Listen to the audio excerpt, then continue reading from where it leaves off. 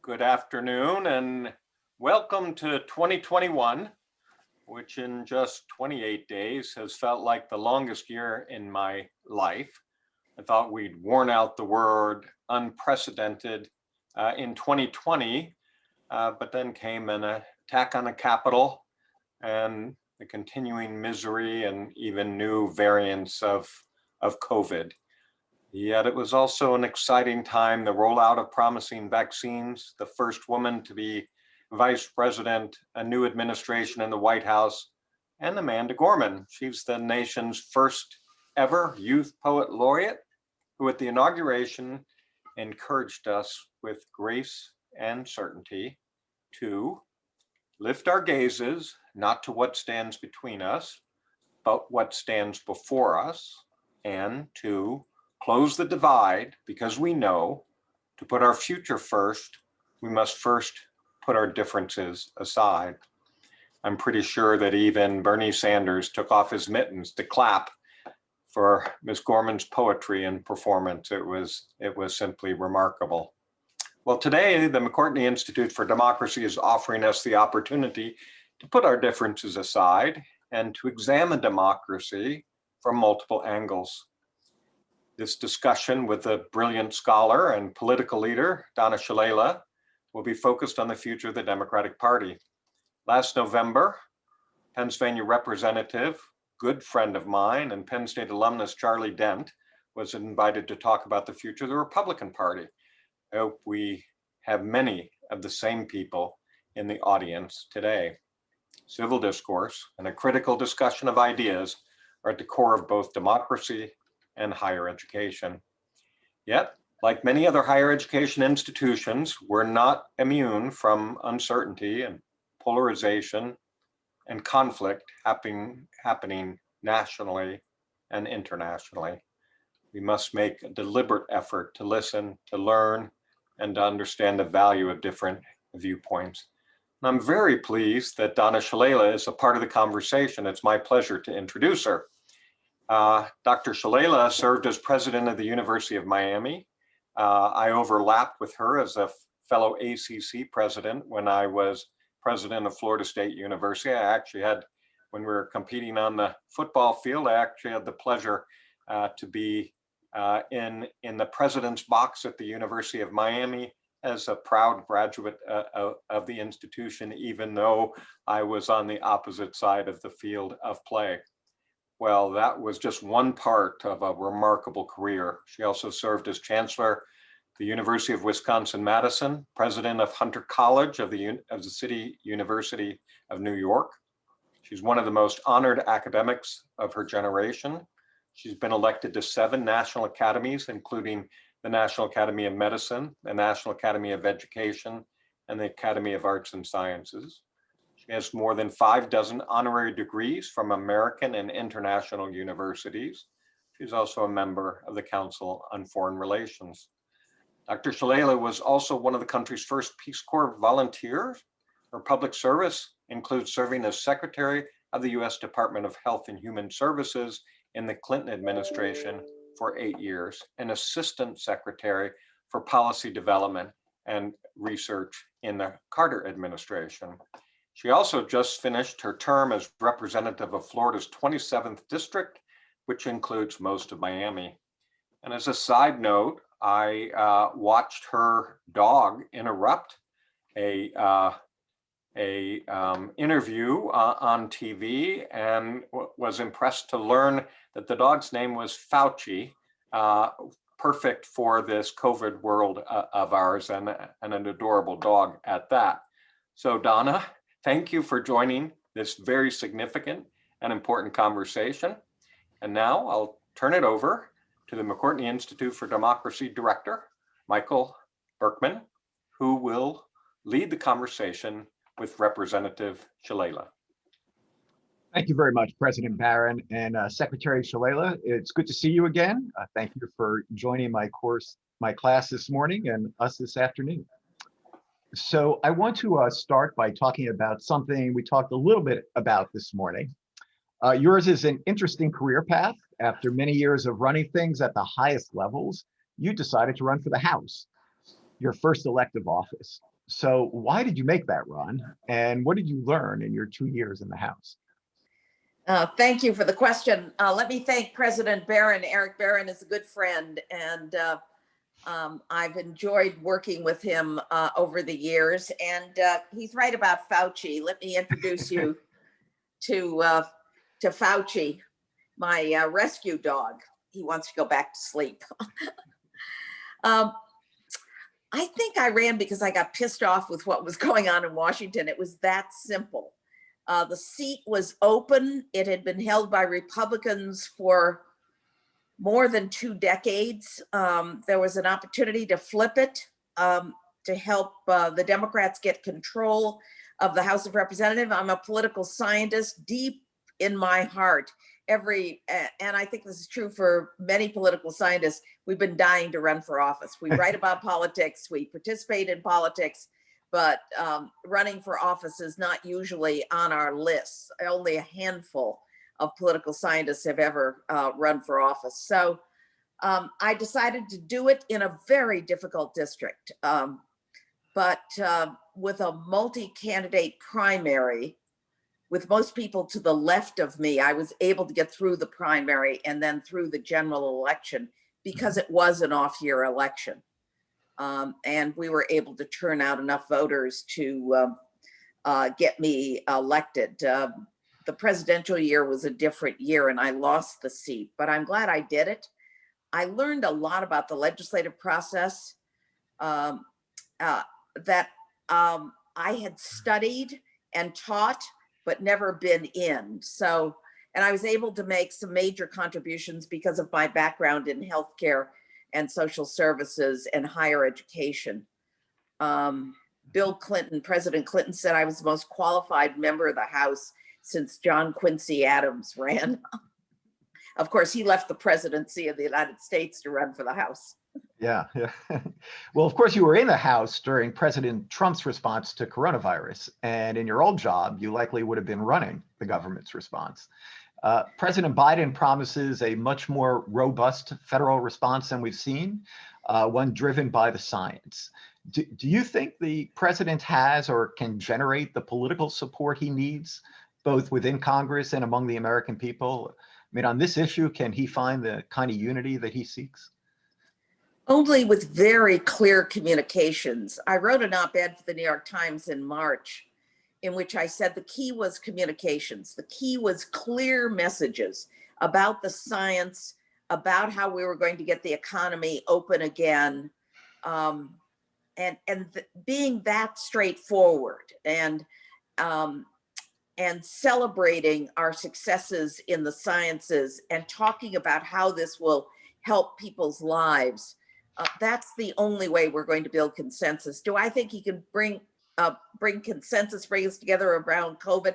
I do, because he has, what he has done is made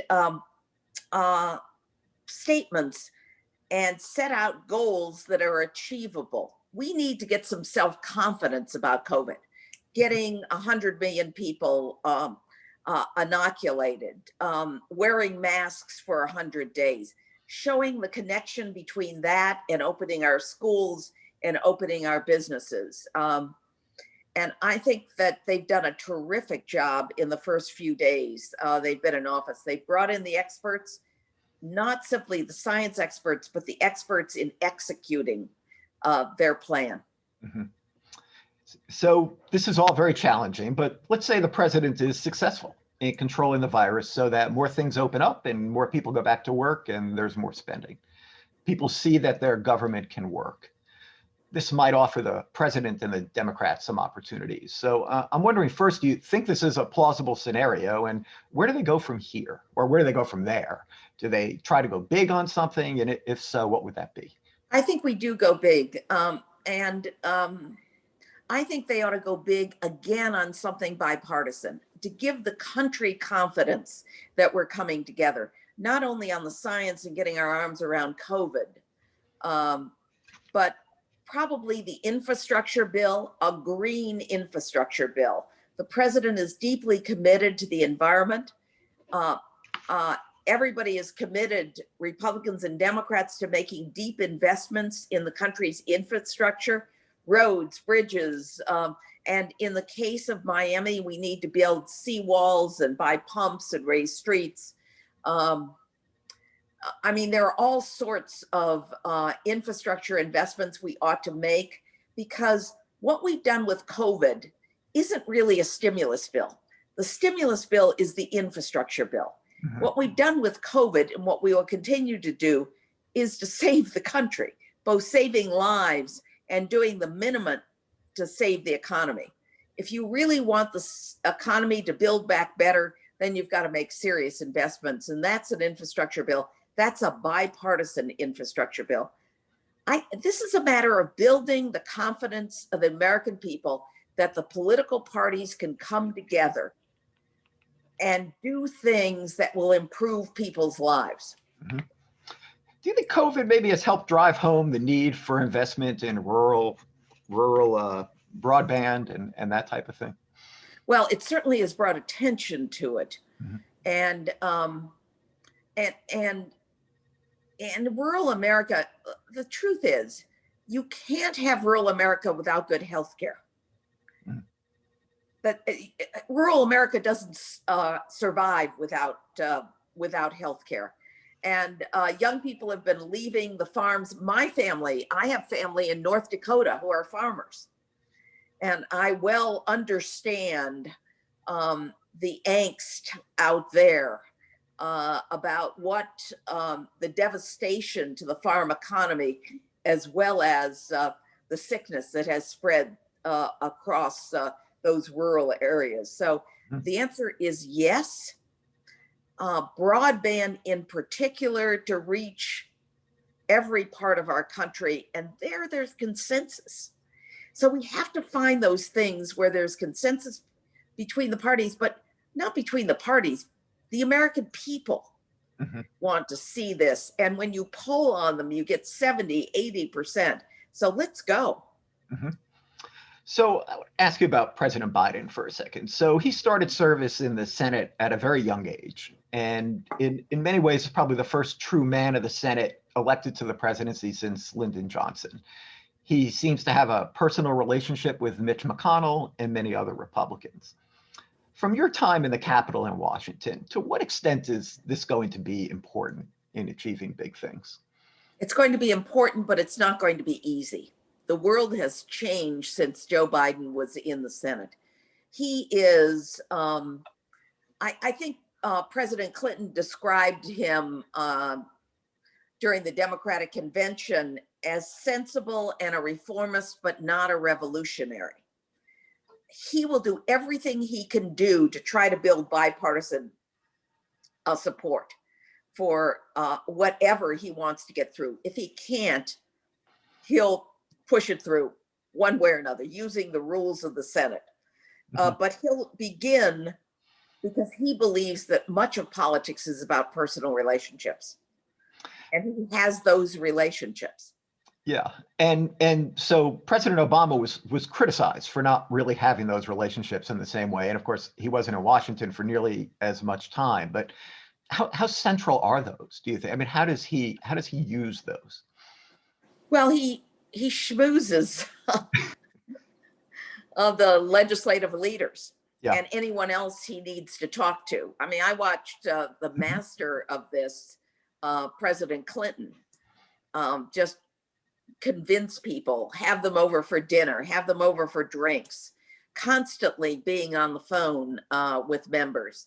And President Biden has built a first-rate legislative team, but at the end of the day, he's going to have to do much of this schmoozing himself and trying to find the soft spots.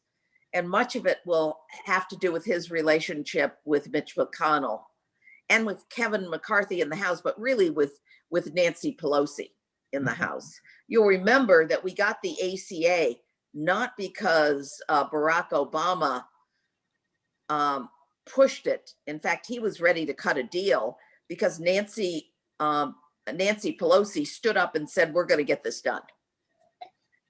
And they got it done. It was her backbone that pushed the president not to compromise too early. Yes, I remember that. The first bill proposed by the House, H.R. 1, the For the People Act, contains numerous provisions to enhance democracy, while the John Lewis Voting Right Act focuses on access to the polls and the Shelby decision. On the other hand, many Republicans believe that the real priority in the sort of voting arena, especially since so many of them don't accept the results of the recent election, should be to uphold and expand electoral integrity. So how important is a voting and democratic reform agenda to the future of the Democratic Party? Well, it's very important. One of the things we learned in COVID is getting everybody to have access to voting by mail, or at least to get their ballots by mail and be able to drop them off, as we did much of the time in Florida, is absolutely critical to turnout. We have huge turnouts because we were able to do that. And I know the Democrats would like to, as part of those bills, have every state give people access to voting by mail without an excuse. That is, they're going to be out of town or something. But those two bills are critical, we believe, for the future of our party and the country. And they get at the roots of our democracy and making it much more operational. Can we put together what the Republicans keep talking about, and that is the integrity of the electoral process with those bills? Probably, but it will take a deft leader to put it together. Yeah, what does a compromise like that look like to you? Well, you sandwich things together, you exchange. Yeah. You actually, there's no reason why Democrats should be opposed to election integrity. It's just that we don't think that that's good enough. So that there are other things we have to do. But when election integrity involves things like voter ID, for example, that is, first of all, it's unconstitutional. Anything that restricts the number of people that can have access to voting, we've seen all of that. But there are some things with technology that we can do, and we ought to at least be open to talk about these things. Now, it could be that there's no compromise there, and then the Democrats will have to make a decision about whether they want to jam this kind of thing through. Well, that was going to be my next question, actually. We've heard a lot about the filibuster, and at some point, I imagine Democrats may feel like it's time to jettison or reform this rule. They don't have to jettison it. I understand there are ways that they can reform it as well. Do you think Democrats may get to that point, and when would it be? I mean, will it be on voting rights? Will it be on something else? Do you have a feel for that? I know you weren't in the Senate. I don't have a good feel for it. You know, the filibuster rule and cloture, has been used, frequently. Closing off debate by both parties. It depends on the deal that's cut between the Democrats and Republican leadership in the Senate. It looks like they don't have the votes to get rid of the filibuster, but of course we don't have a filibuster for filling the judgeships. Right. All of the federal judgeships. So Democrats are thinking about what they need to do to get their legislative agenda through. What President Biden will try to do is to see if there are compromises, not necessarily on the filibuster, but on substance. If that breaks down, I don't believe that Democrats this time are going to put up with the kind of obstruction they got during the Obama administration. Yeah. Well, Joe Biden said that he will be a transitional president, and Nancy Pelosi is likely in her last term as Speaker. I think she's said that, or at least has insinuated it. I know many Democrats are impatient about this, but it seems like a generational change in leadership, could be coming. From your time in Congress, what's your assessment of the next generation of Democrats, both within the Congress and outside? We are going to have a next generation of Democrats. The people that were elected with me in 2018, most of whom are still there, were centrists. We're basically moderates. They flipped Republican districts. But that wasn't why they were moderates. They actually had real jobs before they went to Congress. They were entrepreneurs. They were in the military. I mean, they were in, they worked in the Defense Department. They worked in the State Department. I mean, they have different backgrounds than the usual. You went to your city council, then to the state legislature, and then you ran for Congress. So they're more pragmatic. And so the debate will be during the generational change, I believe, about the pace and scope of change, not the direction of change. So that's where the tension will be. On any issues in particular? On healthcare, on the environment, on the economy and taxes, on regulation,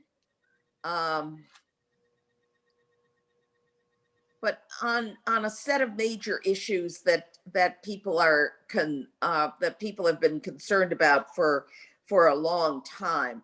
And the Progressive Caucus is important. I have good friends in the Progressive Caucus, but the New Dems is the largest caucus, and those are the moderates.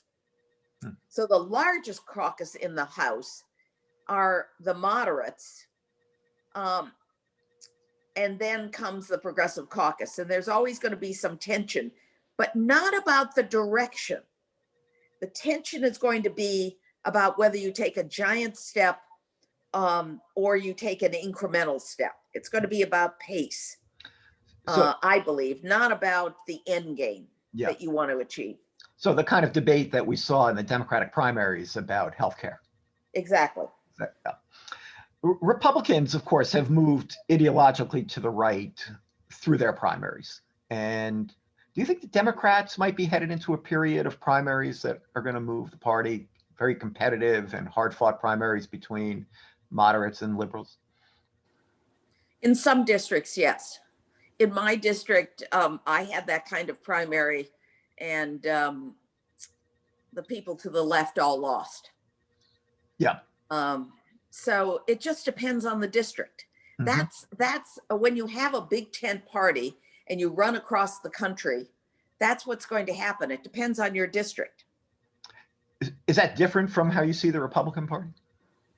I think the Republican Party is less homogeneous than it's ever been.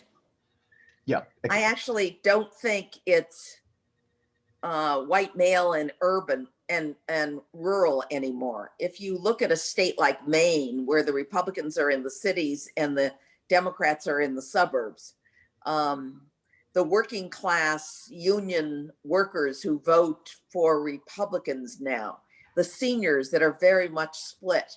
So I actually think it's still a white party for the most part, but I actually think there's some realignment going on. And we'll have to watch that. But there's always going to be a tension between what you would describe as the left and the centrists in the party. I don't consider myself either of those. You know, it just depends on the issue, on what I think the role of government is, because that's what we're debating. We're debating what government should do and how it should do it. Yeah. And we're debating that within our party and between our parties. And we shouldn't make it more complicated than that, because that's the classic debate of American federalism. Yeah. I'm going to ask you more about some of the divisions within the Republican Party in a minute. I want to stick with this theme for one minute. It seems to me that maybe younger Democrats in particular are particularly committed to addressing inequities and how African Americans are treated by the police and other forms of systemic racism. Yet when Democrats talk about racial issues, they're often told that they're being divisive, not unifying. How are the Democrats going forward, taking something of a longer view, going to address this? Is there a way for them to talk about it that will appeal to some segment of the Republican Party? I mean, this seems challenging in a party system that's so much defined by race. You know, I think there is. I can think of Republican colleagues who are very conservative, who care deeply about children, for example. my own senator here, Marco Rubio, who believes in child tax credits. He's anti-choice, but he's supportive of supporting families that have children. Mhm. So that finding those issues and where we can come together that produces more equity in our society, I think is very important, but it's going to be very selective. The defunding the police is not a helpful term but funding mental health, equal opportunity in education and in jobs is part of our discussion. Throwing the socialist label at Democrats who want to increase money for the working poor and healthcare for our working poor is not very helpful. Mhm. Of course, in your state, they recently passed by an initiative by a fairly bipartisan vote, right, to give ex-felons to vote. And that was and one of the major pieces of legislation passed by President Trump, really one of the few, was the criminal justice reform. So there's room there, I guess. There is room there. There is room. Touches on the There's room on the environment. Yeah. In my state, when we introduced a bill to stop offshore drilling, we got every legislator, every member of Congress from Florida, and we're pretty much 50-50 in terms of Republicans and Democrats, to vote for it, to ban offshore drilling, because the people of Florida had taken a vote and 70% of them has said ban offshore drilling. We found consensus about the Everglades and funding the Everglades. There are very few people in Florida that are anti the environment because our lives depend on us doing things related to the environment. Beyond race, there's a growing education divide between the parties, in particular among white voters. And views of higher education have become polarized along partisan lines as well. So you've spent a lot of time around universities and politics. And so I'm curious what you make of this, where Republicans are less likely to be college educated and white Democrats are more likely to be college educated. I mean, what are the implications of partisan politics fought out between those with more or less education? You know, that's something we have to deal with. If we really want a democracy, we've got to have everyone having the same opportunities. But the stream of anti-intellectualism, of attacks on liberal faculty members, on states withdrawing their support from their great public universities, that's been going on for a very long period of time. And it's Democrat, it's Republican, heavily Republican. But that is making the case that higher education makes a difference, and accepting the fact that people also ought to have access to apprenticeships, for example, but not just for minorities. We shouldn't be shooting minorities into the apprenticeships and let everybody else go to college. I strongly object to the anti-liberal arts streams that are going on, because everybody that's arguing that got a liberal arts education themselves and are sending their kids to universities that only offer liberal arts undergraduate degrees. So we've got to be extremely careful about what we're saying and how we're saying it. I happen not to be happy about the many of the for-profit institutions that are ripping off members of the military and low-income students, particularly minority students across the country. And I wanted to put some brakes on their access to federal money, because they might close and leave the students without their degrees. The previous Secretary of Education was not very enthusiastic about coming down hard on them. My hope is this administration will pay attention to that at the same time. Mm-hmm. At the same time, we're adopting technology because we have to.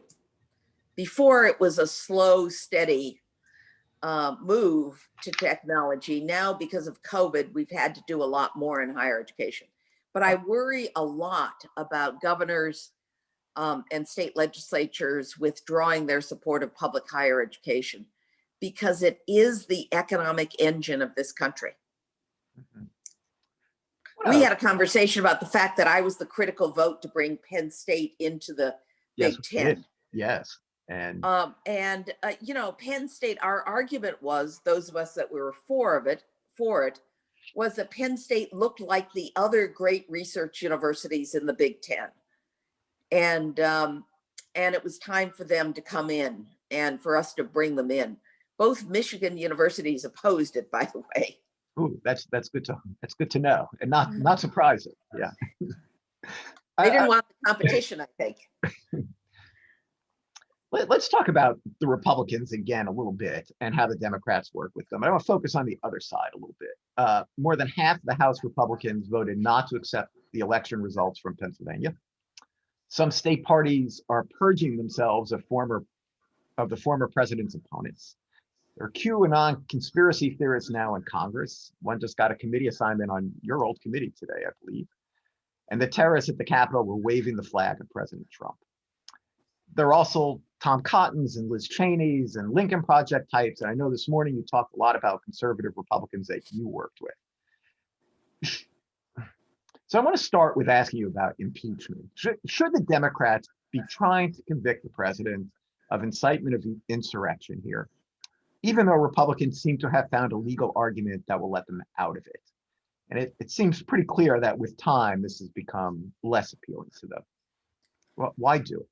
You know, the legal argument doesn't hold any kind of water. Conservative constitutional lawyers have said, you know, this is nonsense. I think the elected officials have to follow the law. I mean, one of the reasons that Profiles in Courage by John Kennedy is such a thin book is because there are very few courageous people in American politics, and we have to follow the law. And those who have read the law and saw what happened on the 6th and have the facts believe strongly that the president incited that riot, and that he ought to be held accountable, whether or not the other party, most of the people in the other party, agree with that. So they feel strongly they have to move forward. Jamie Raskin, who is the senior manager of this, who sat next to me for a very long time on the Rules Committee, who I have enormous admiration for, who is one of the great constitutional lawyers, will argue the case. He will win the debate. Whether he'll win the vote or not, everybody says he won't, but I'm holding out hope that there will be some people, enough people, that will step up and realize that it doesn't make any difference whether a president is president or ex-president. They have to be held accountable for their words and for their deeds. Mm-hmm. Unlike last time, where it really didn't seem to make that much of a difference, do you think their laying out of the facts of the case here are going to convince the public of what happened? Well, it's a simpler, more straightforward case. Yeah. It's less complicated because everybody saw what happened. Yeah. Everybody in the country saw what happened. So that link between what happened and the president of the United States, I think, is an easier case to make. Well, how real do you think these divisions that I laid out anyway within the Republican Party are? I mean, they don't really seem ideological to me, as they tend to be within the Democratic Party. Although you talked quite a bit about pragmatism, but how do you characterize the difference between, some of these splits within the Republican Party? Are you talking about the Liz Cheney versus her colleagues?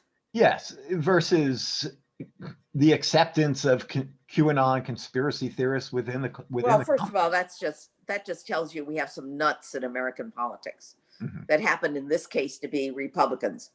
Though my phone lit up because I'm still on the listserv for the House Democrats in Education and Labor. The representative who represents Sandy Hook is enraged at the idea of someone who is a Sandy Hook denier, basically, would be put on education and labor. And Pelosi herself has said, I don't know what Kevin McCarthy was thinking when he put her on. Kevin said that that he's going to talk to her, but that's not good enough. Democrats want her to be expelled. Basically, they want some accountability. Now, they took a hard line on Representative King, who made racist statements over a period of time, took him off all his committees. We'll see whether there'll be some enforcement by the Republicans on this side. But my colleagues who are on that Education and Labor Committee are literally livid. Well, it's clear that a significant portion of the country thinks the election was stolen, and others despair over the fact that so many believe this, despite the absence of evidence and lots of contrary data, court decisions, state certifications, Bill Barr's declaration, etc. So to some, this kind of epistemological polarization, where people seem to be functioning in completely different realities, is the most troubling, or at least very troubling, aspect of these polarized times. I wonder if you agree with that, and how, just your thoughts on how a democracy functions when we can't agree on basic facts. Well, we have to count on the institutions of government, on the presidency, on the courts, on the legislators, to have reason prevail. And so you're always going to have a portion of the American population that doesn't agree on the facts. And with the media levels of media that we now have, it's going to be reinforced by part of that social media. But we have to depend on our education system, on civic education. We have to depend on our colleges and universities, and we have to depend on our leadership and their commitment to our Constitution, to our Bill of Rights, and to American values, to bring, to keep us together, to keep us knitted together, even though there will be outliers.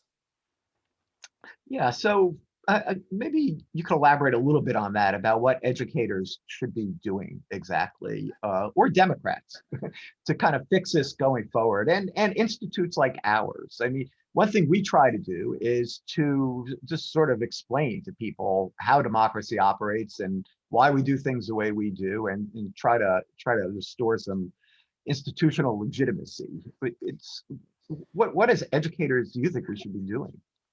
Well, fundamentally, universities have to make sure they show all sides of a question. That doesn't mean that you have to invite the nuts, but certainly there are ideological differences and there are substantive differences that students ought to hear. I work very hard at that. And it wasn't just protecting the student's right to invite a speaker whose views I didn't agree with. Often I would go and introduce that speaker myself. I remember John McCain, we had been begging him to come to campus. He didn't go to college campuses during his election, his run for the presidency, but we had begged him to come to the University of Miami, and they agreed to come at midnight the Sunday before the election. I mean, I sent an email to every member of the student body and said, leave your Obama buttons at home and come meet a great man. And 4,000 students showed up. And we filled our basketball facility, and plus a lot of Latin Americans that were Republicans showed up too at the same time. I introduced John McCain that night as a great American. And he knew that I wasn't going to vote for him, but I took the time to say to the student body, you've got to listen to different points of view, and you've got to be respectful of people that put themselves out and run for office. And I know that college presidents are used to defending people. I mean, I wouldn't defend, a queen on a person, but I mean, I would defend the right to speak, but I wouldn't go introduce them. But whenever I had the opportunity to introduce a Republican or a person that had a different point of view, I would go myself So the students saw that it was more than a college president saying this person has a right to speak. Mhm. And then I had the Farrakhan rule. The Farrakhan rule was to keep Reverend Farrakhan off my campuses. My rule, he won't answer questions. My rule was that no one could come to campus without answering questions from the students. And he wouldn't do that, so I could keep him off my campus. Yeah, interesting. Yeah. Well, let's talk about the election for a few minutes and about the electorate. So what's happening with Democrats and Hispanic voters in Florida? It seems like this has to be a key to being successful in a state that they really want to be successful in. And 2020 did not go well. No, it didn't. And some of it was the beating on us on socialism. But some of it was the Obama position on Cuba, on opening up Cuba, which is not popular in South Florida. And some of it is understanding that Hispanics are different in different parts of the country. These are Latin Americans that came from socialist and communist and dictators from countries, and making the case, as the Republicans did, that you don't want our country to turn out the way the country you came from, was a very effective argument. These are people that follow the politics in their home countries. And while they're Americans, many of them are Americans, they are tied to their home countries in the way that many Hispanics in California are not, or in Texas, or in other places. So the politics here are much more complicated. And is this something, is this true? Is there a generational difference here? Or is this? Yes, there's no question about it. So do you think Florida is going to trend to become more competitive for Democrats over time, or is it moving? Yes, like we're within 1%. We're losing 1 or 2%. And if you look at people that have moved into Florida, if you look at the Puerto Rican population in Central Florida, yes, we have a real shot. We just have to get our turnout up. In my district, the Republicans turned out 85% of their vote. We turned out 73% of our vote. And those are both very high numbers. Yes, and, exactly. So we're coming off 3 very high turnout elections, right? 2016, exactly. 2018, 2020, and then the Georgia runoff as well. So high turnout was supposed to be good for Democrats, but we're learning it's much more complicated than that. Much more complicated. As people move to NAs, to no party affiliation, reading that group is much more complicated. People are turned off by politics. Doesn't mean they're not going to vote Republican or Democratic. So independents are a very fast growing group, and we have to understand them a lot more. Yeah. So you think of them as true independents, they're open to voting either way? They're not. They're not. I don't think they're true independents. Yeah. So they lean one way or the other, but they're, yes. Yeah, but they're just registered as independents. Yes. Okay. What lessons do you think the party ought to be taking out of these 3 recent elections? It's the economy, stupid. So the same lesson they took out of the ones before that. Yeah. Yeah, and let me explain why I would say it's the economy, stupid. Because we Democrats ran on the mismanagement of COVID by Donald Trump and his misbehavior, obviously. The public heard we're going to close down the economy. That the science says we have to close down the economy, and Democrats want to close down the economy. The public, particularly as money ran out and we didn't get the final bill passed at the end, was desperate to get back to work.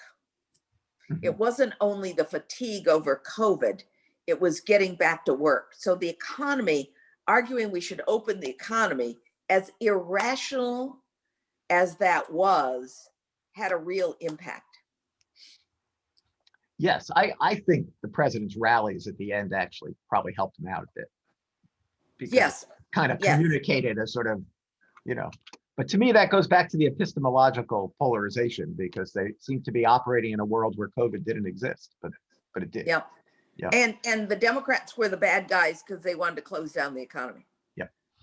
So I want to go back to Jenna in a moment so that we can take questions from the audience. I see that they are coming in, but I did want to ask you, is there anything I didn't ask you in terms of the future of the party that you would like to talk about before we go to questions? Yeah, I think that the drawing of lines for congressional districts, we'll have to see what happens.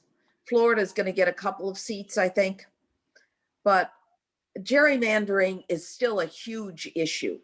Yeah. And what it does is it creates very safe districts, and those people end up in the leadership positions, and the rest are fighting to keep their seats. Yes, but Democrats had not a very successful state level election in 2020 again, Exactly. as in 2010. And what is it going to take to get the party to really focus on that? Or is it just, it's not a matter of effort, it's just hard? It's just hard. Yeah. It's just hard. And, you know, President Clinton once taught me that elections are not about the candidate, but they're about people's lives. Democrats should know that message. We ought to have known it. We've run elections on them. To the extent that Joe Biden is improving people's lives, that will help all Democrats across the board. It will help all Americans, but for the party in particular, it will demonstrate that we actually can make change, that we can get things done, that people's lives actually will improve. So despite not having won the seats in the states, they did a little better than in 2010. Do you think Democrats are a little better set up this time to defend themselves in gerrymandering? Because they got pretty burned. A little better, only because of court cases more than anything else. Yeah. All right. Well, thank you. I have enjoyed this immensely. I'm going to turn this over to Jenna Spinelli from the McCourtney Institute, and she's been taking questions. So, Jenna? Great. Thank you, Michael. And yeah. Michael, stay on in case you have to answer some of these questions. I'm always happy to answer the questions. So just a reminder to everyone, if you do have a question, you can type it in the Q&A box. We'll try to get to as many of them as we can here. So, you know, you were talking before, Dr. Shalala, about the rise in independent voters or voters who are not registered with either party. How do you see that squaring with our primary system here in the US? And what do you think about something like open primaries? Well, it makes, in the Democratic Party, it makes the primary very difficult for centrists and for people that are not too far to the left, because that's what ends up being left. So it's a tricky business in many districts, not in every district, but in many districts. I don't know whether I'm for open primaries. I believe in the party system. People have left the Republican and Democratic Party and don't want to be identified. They've lied on polls, as we well know, because they're disgusted with the political parties. We wouldn't have so many independents if we were attractive to people. So, but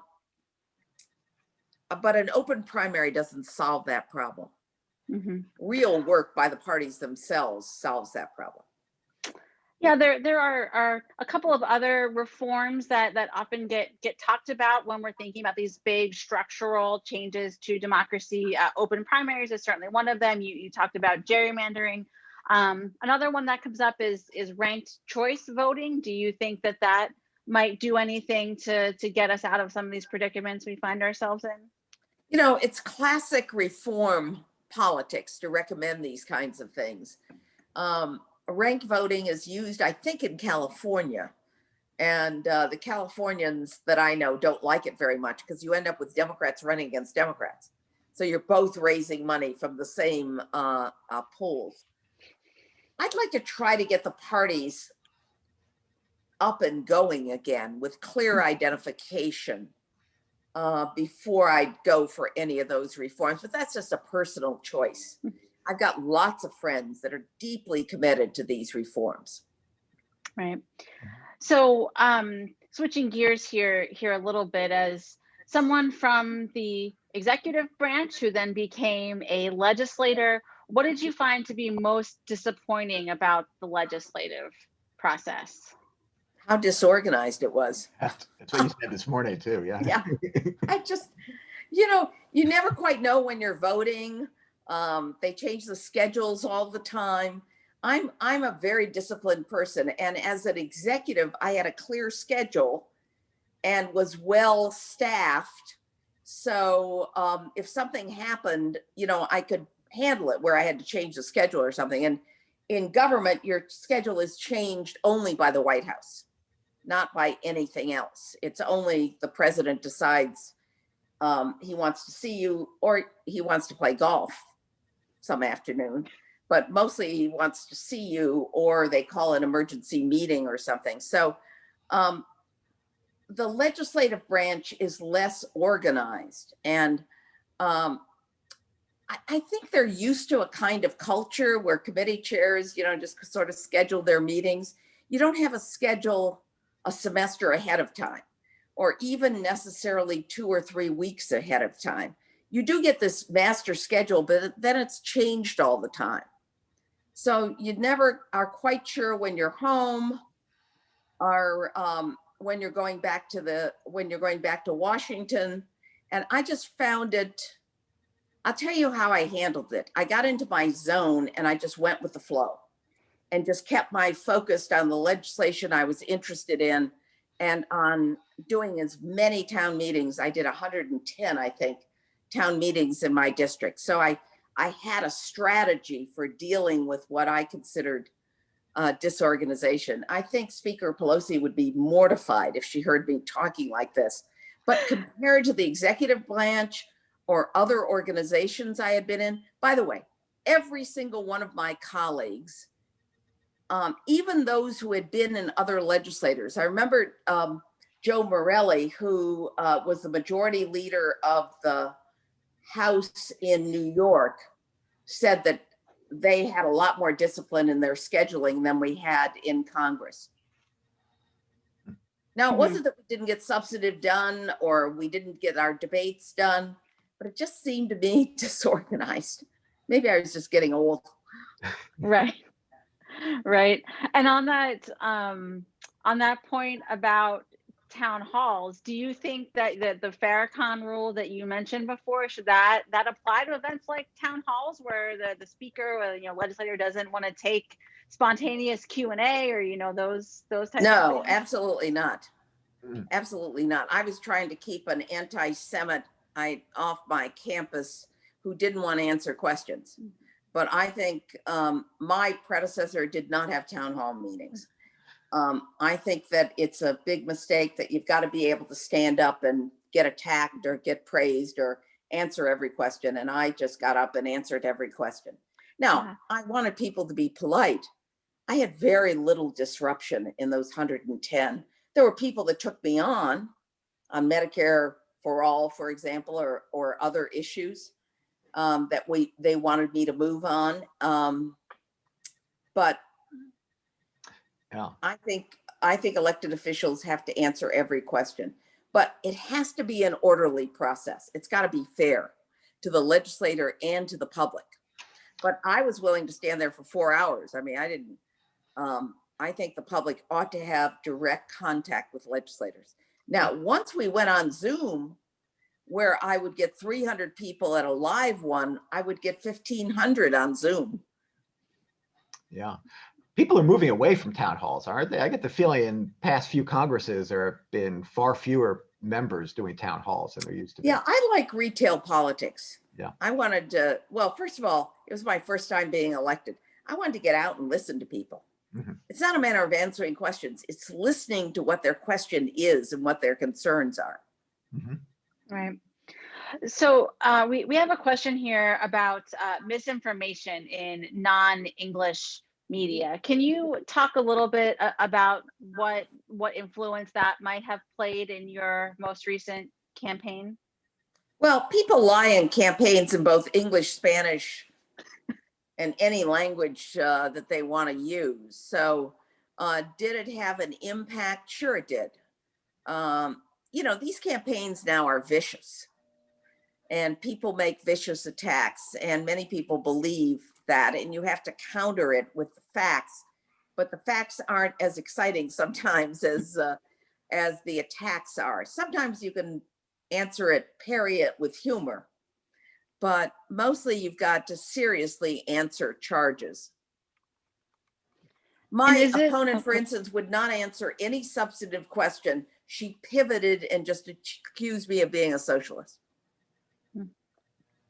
And I mean, but is this something that the Democratic Party is kind of aware of, that this type of misinformation is out there? I think the answer is yes, but so is the Republican Party. Mm-hmm. Both parties lie. Yeah. I mean, there's, you know, not like the viciousness that we've seen recently, but we've got to clean this up. Mm-hmm. So thinking about different voters that the Democratic Party might try to reach, when it comes to evangelicals, for example, you know, short of compromising on abortion rights, do you see a path for Democrats to win over those voters? Absolutely. I mean, we've reached, evangelicals have always been supportive of international AIDS funding, for example, of funding for kids. There are lots of places where we can reach agreement. So you talked before about the problems you see with defund the police as a slogan, but a question here about, doesn't the Democratic Party have to take substantive actions on racial justice to keep its base happy? And do you think that it kind of quibbling about defund the police isn't in and of itself divisive? I do think it's divisive because it's not a proxy for what we really need to do. Taking money out of police departments is not what we need to do. We need to retrain the police. We need to hold them to higher standards. We need to have civilian review boards. We need to fund social workers and mental health professionals. If you look at the man who shot up Parkland, he was identified early in his life when he was a little kid as a kid with problems. His parents tried to get him help. His schools tried to get him help, but he kept falling between the cracks. There was no seamless mental health services that connected with him and with his family. And as a result, we had a human tragedy of unbelievable dimensions. So I think there are a lot of things that we need to do in this country in terms of racial justice and equity, but the wrong proxy for that is talking about defunding the police. I'm for everything we can do for racial justice. So returning again to this theme of unity, question about, you know, can we have unity in the House and the Senate while also holding people like Ted Cruz and Marjorie Taylor Greene in the House? And, you know, how can you have unity and still hold folks like that accountable? Is it possible to do both of those things? Yes, and the bodies themselves have to hold people accountable. She ought to be expelled. Her position, what she has said is just outrageous. At the minimum, they ought to strip her of her committees the way they did Representative King. We'll see whether they've got the backbone to do that. Yeah, I was gonna say, it doesn't seem like there's any momentum toward that Not right yet. now. We'll see how the public responds. Mm-hmm. But the Democratic members and some of the Republicans on education and labor are outraged. Do you think that some of that might change? You know, is it the case, sort of like it was in the early days of Trump, where people were privately outraged but felt that they couldn't speak out publicly, as Donald Trump kind of recedes further and further from the spotlight? Do you think some of that might change? It depends on how much they want to be reelected and what their base looks like. And Mhm. whether they think Donald Trump can affect their future, and whether they hang together. I just don't know. I can't read it. I have found it increasingly hard to believe that many people that I have enormous respect for, that I was able to work with, would possibly be supportive of President Trump. Mhm.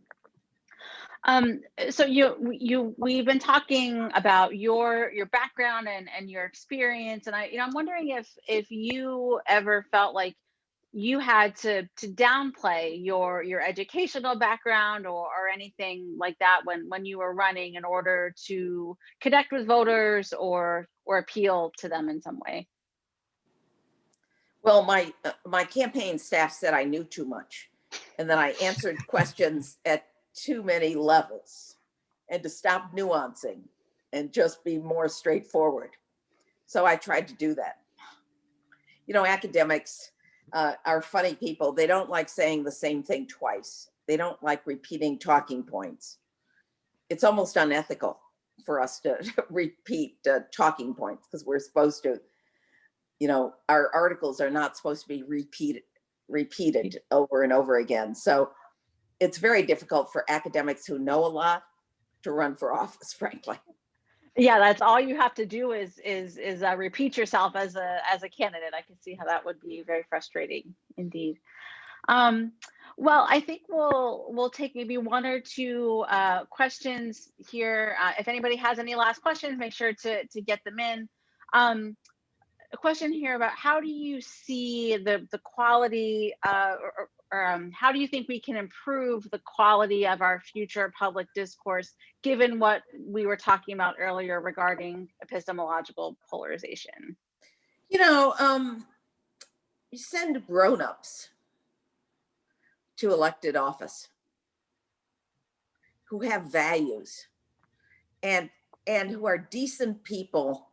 I remember being, and I think I told this story earlier, I was appalled at the first hearing one of my committees had with a cabinet officer, how disrespectful my own party was to that cabinet officer. I was a cabinet officer for 8 years. And while I was asked tough questions, no one was ever disrespectful. And I worked with Republican majorities. And if a Republican chairman saw a member of their party being disrespectful to me, they'd pull them off. They'd say, you can't behave that way with the secretary. I'm intrigued by some of these. Oh, I'm sorry. Go ahead. Excuse me. And so, you know, I would talk to my colleagues a little. I mean, some of these cabinet people I didn't agree with at all. I thought they were awful people, not well prepared. And I asked them tough questions. But, you know, being a cabinet officer or being an elected official is a tough job. And if someone's willing to serve their country, qualified or not, whether or not I have any respect for the presidency or for them, I'm going to treat them with respect. Mm-hmm. I was going to just jump in a second, what you were saying about electing good people. And so many Republicans, more than half Republicans, say that this election was stolen, that President Biden didn't win. What did you find of your Republican colleagues in the House who were also saying this? Did they actually know it wasn't the case, but they thought their constituents expected it? Or Yes. So they didn't Yes. believe it? What did you ever have conversations with any of them in any sense that said, this is really bad for democracy to be doing this? We need to. Yes. How'd that go? And they were embarrassed. Hmm. And many of them kept quiet, just kept quiet. I don't know what they said in their districts, but they kept quiet. They didn't speak on the floor. Mm-hmm. Yeah. They didn't issue press releases. Okay. Well, I think we have one last question here, just to kind of reiterate a lot of the themes that we've been talking about. How do you think Democrats will be able to make gains on the electoral map in 2022? I think by having a successful Biden first year, containing COVID, and perhaps getting an infrastructure bill passed, doing something serious on the economy, so people feel like their lives have improved, and then having a clear message about what the rest of the Biden administration is going to be like and what Democrats are going to be able to do. Great. All right. Well, we will leave it there. Thank you, everyone, for your questions. Thank you, Michael. Thank you, President Barron. Thank you, Chris. And thank you, Dr. Shalala. This has been great. Take care, everybody. Have a great evening, and we hope to see you at our next event. Yep. Thank you. Good night, everyone. Thanks. Thanks very much. It was a lot of fun. Thank you.